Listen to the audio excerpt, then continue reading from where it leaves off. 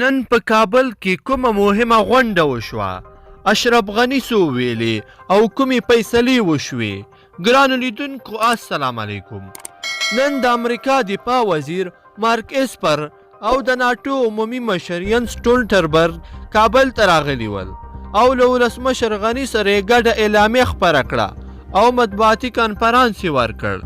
افغان ولسمشر محمد اشرف غني وویلې افغان حکومت واردمخه له ناټو او د امریکا له متحده ایالتونو سره ستراتیژیک تړونونه لري او دې ته اړتیا نشته چې له دوی سره د کوم نوی تړون لاسلیک شي. نوموړي دا څرګندونې د سې شنبې پر ورځ په کابل کې د امریکا له دفاع وزیر مارک اسپر او د ناټو له سرمنشي ینس سټولټنبرګ سره په یوه خبري غونډه کې وکړلې.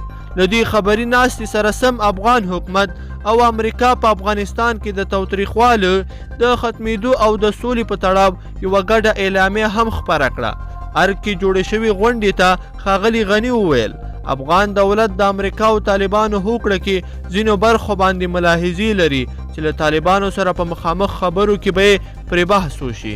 په دې وینا کې ښاغلي غني ټینګار وکړ چې د افغان امنیتي ځواکونو د تمویل او روزنې په اړه کومه اندېښنه نشته او له طالبانو سره شوې هوکړه مشروطه ده.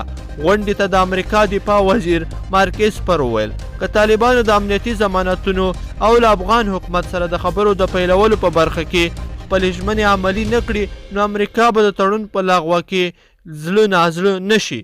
ښاغلي اسپر وویل امریکا او متحدین یې ژمن دي چې افغانستان به نور د ترهګرو پر ځاله نه بدلیږي. د امریکا دفاع وزیر په طالبانو هم غږ وکړ چې په هوکړه کې له شوي ژمنې سره سم د اورکم ته دوام ورکړي او امریکا به خپل منځي خبرو پر مهال د طالبانو چلند څاري چې د سولې پر لور ګامونه اخلي او که نه. ښاغلي اسپر ټینګار وکړ چې امریکا او متحدین به له افغان حکومت سره امنیتي همکاري کوي. د ناټو عمومي منشي ینس سټولټنبرګ د امریکا او طالبانو ترمنځ لاسلیک شوي هوکړې ته په اشارې سره وویل چې دا د سولې او افغانانو لپاره یوه بریا ده خو ده وویل چې د پرمختګ د سولې قرباني کیدای نشي او هغه وخت به تلپاتې وي چې ښځو او ماشومانو په ګډون د ټولو افغانانو بشري حقونه خوندي کړای شي.